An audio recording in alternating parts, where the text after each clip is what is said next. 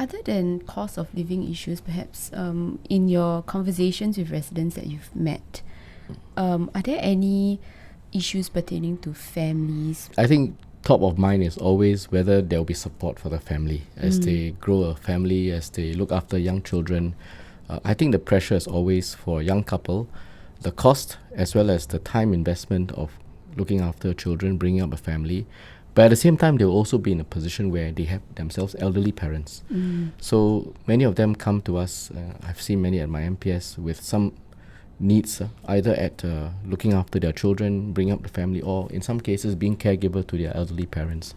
So those are, I think, a serious and a very sharp pain that many young couples trying to think about a family are feeling.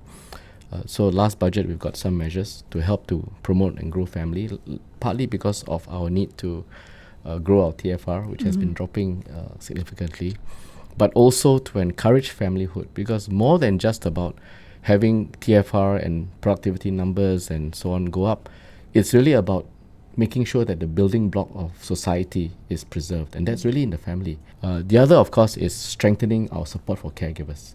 Many of our middle age, meaning 30s, 40s, look at that as a main stress because they have elderly parents, and sometimes because of the family going smaller compared to when my parents were looking after their parents, the number of children looking after the parents have come down ratio-wise.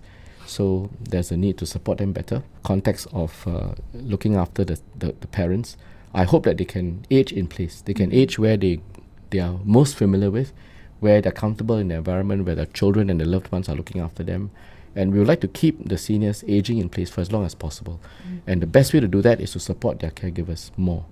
Not just through financial support, but through things like support, respite care, allowing them to have care navigation, understanding where the resources are, and on occasion giving them an opportunity to also take a break from being caregivers. These are some of the things that I feel are really important when you look at the bread and butter of how to look after a family, going through decisions of whether to grow the family, start a family, or even have more children, and at the same time the caregiving burden of their parents.